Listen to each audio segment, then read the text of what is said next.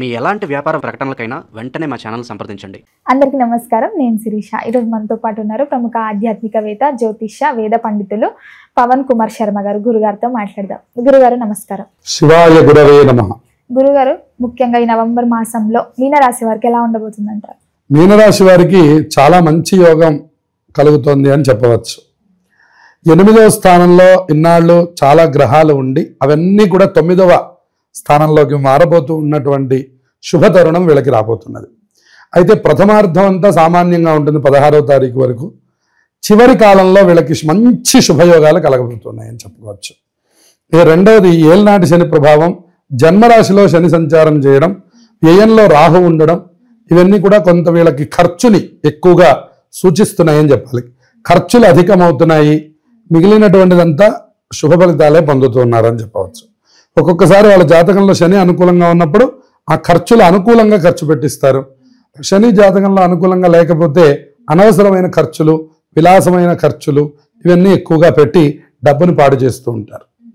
ఈ విధంగా మనం చూసుకున్నట్లయితే ఉద్యోగస్తులకి అద్భుతమైనటువంటి కాలం నడుస్తుందని చెప్పవచ్చు. అంటే గతంలో పడినటువంటి ఆర్థిక కష్టాలన్నిటికీ ఇప్పుడు కొద్దిగా ఒక సొల్యూషన్ దొరకడం, ఈ నెల చివరి భాగంలో నుంచి వీళ్ళకి మార్పులు కనపడి మొత్తానికి చివరికి సంతోషాన్ని అనుభవిస్తారు.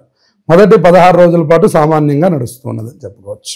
ముఖ్యంగా విద్యార్థులకు ఎలా ఉండబోతుంది? విద్యార్థులకు అనుకూలమైనటువంటి కాలం. పంచమంలో గురుడు ఉచ్చస్థితిలో ఉన్నాడు, దానివల్ల వీళ్ళకి అనుకూలమైనటువంటి కాలం నడుస్తుంది.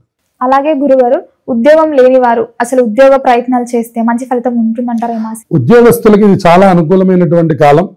గతం మీద కంటే ఇప్పుడు కొద్దిగా మీరు చేసే ప్రయత్నాలు ఫలిస్తాయి. గురుబలం ఉన్నది, అలాగే గ్రహాలు కూడా 9వ స్థానంలోకి వచ్చాయి.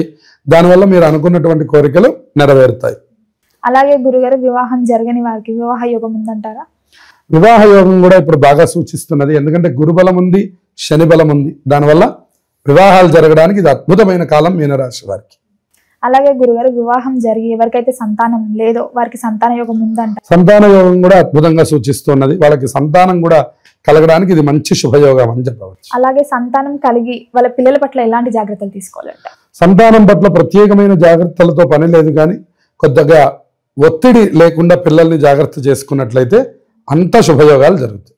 ముఖ్యంగా ఆరోగ్యపరంగా ఎలా ఉండబోతుందంట? ఆరోగ్యపరంగా చిన్న చిన్న స్వల్పమైనటువంటి సమస్యలు మొదట్లో ఏర్పడతాయి. 16 తర్వాత అన్నీ సర్దుకుంటాయి. సమస్త శుభాలు కలగడానికి అవకాశం ఉంది. ముఖ్యంగా గురుగారు, ఎవరైనా ఓన్ బిజినెస్ స్టార్ట్ చేయాలనుకుంటే ఈ మాసం అనుకూలంగా ఉంటుందంటారా? ఇది మీనరాశి వారికి ఏ బిజినెస్ బాగుంటుందంటారు?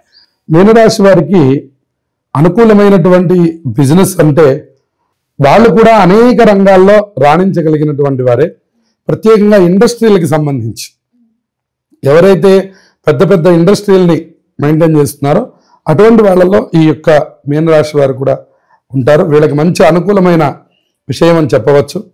అలాగే అలంకారాలకి సంబంధించి, డెకరేషన్కి సంబంధించి, అలాగే ఈవెంట్ మేనేజ్మెంట్ అంటాం మనం, అటువంటి వాటన్నిటిలో కూడా వీళ్ళు అద్భుతమైన ప్రతిభను చూపించగలుగుతారు, మంచి ఫలితాలని పొందగలుగుతారు. అలాగే గురుగారు, ఈ మాసంలో వీరు దూర ప్రయాణాలు చేయొచ్చు అంటారా? శని యొక్క అనుకూలం తక్కువగా ఉండడం వల్ల దూర ప్రయాణాలను విడిచిపెట్టడం మంచిది.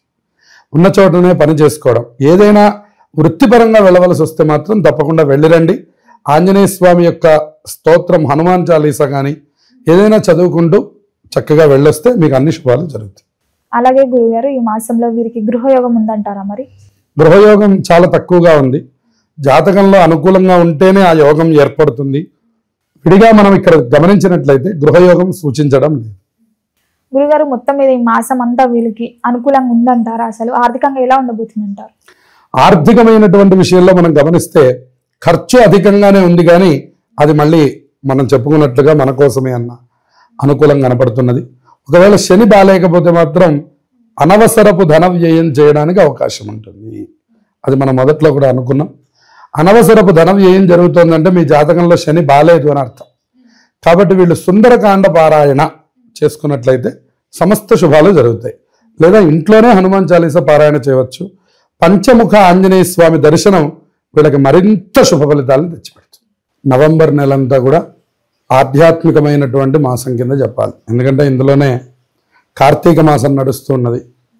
ఇందులో అనేకమైనటువంటి పర్వదినాలు ఈ నవంబర్ నెలలో మనకి కనబడుతున్నాయి. అందులో మనం ముఖ్యంగా గమనిస్తే నవంబర్ 1వ తారీఖు కార్తీక శుద్ధ ఏకాదశి కనబడుతున్నది. దానికి మనం ఉత్థాన ఏకాదశి అని పిలుస్తారు. శ్రీ మహావిష్ణువు ఆషాఢ మాసంలో వచ్చే తొలి ఏకాదశి రోజున నిద్రలోకి శయన ఏకాదశి అనే దీంతో నిద్రలోకి ప్రవేశించి మళ్ళీ 4 మాసాల తర్వాత అంటే శ్రావణం, భాద్రపదం, ఆశ్వీజం, కార్తీక శుద్ధ ఏకాదశి రోజున ఉత్థాన ఏకాదశి అంటే ఈ రోజున మళ్ళీ నిద్ర లేచేటటువంటి రోజు అని చెప్తూ ఉంటారు. ఈ 4 నెలలను చాతుర్మాస్యలు అని పిలుస్తారనమాట. అందుకని ఆషాఢ శుద్ధ ఏకాదశికి ఎంత ప్రాధాన్యత ఉన్నదో తొలి ఏకాదశి అంటాం మనం. అట్లాగే ఇక్కడ కూడా అంతే ప్రాధాన్యత ఉంది. అది ఈసారి మనం 1వ తారీఖు శనివారం రోజున మనం చూడబోతున్నాం. ఇక తర్వాత 2వ తారీఖు క్షీరాబ్ది ద్వాదశి అంటారు.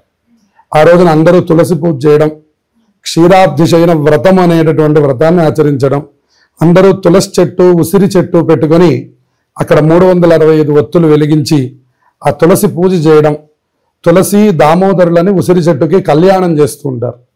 తులసి కళ్యాణము అని. అటువంటి కళ్యాణం చేసేటటువంటి రోజు 2వ తారీఖు మనకు కనపడుతున్నది. ఆ తర్వాత మనకి 5వ తారీఖు పౌర్ణమి కనపడుతున్నది, బుధవారం. 5వ తారీఖున పౌర్ణమాస్య రావడం అనేటువంటిది చాలా విశేషంగా ఈసారి బుధవారం వస్తున్నది. సంఖ్యాపరంగా చూసినా కూడా 5వ తారీఖు చాలా గొప్ప సంఖ్యగా మనకు కనపడుతున్నది. పౌర్ణమి రోజున కూడా చాలా విశేషమైనటువంటి క్రతువులు ఆచరిస్తారు మన వాళ్ళు.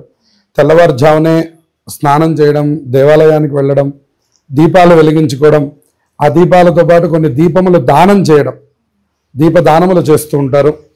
అలాగే దేవాలయంలో శివుడికి అభిషేకం చేస్తూ ఉండడం, అలాగే ఎన్ని వీలైతే అన్ని దీపాలు పెడుతూ ఉండడం, ఉదయం నుంచి సాయంత్రం వరకు ఉపవాసం ఉండడం, సత్యనారాయణ స్వామి వ్రతం చేస్తూ ఉండడం, ఇలా మనకి అనేకమైనటువంటి ఆధ్యాత్మిక కార్యక్రమాలకి కార్తీక పౌర్ణమి అత్యంత విశేషమైనటువంటిది.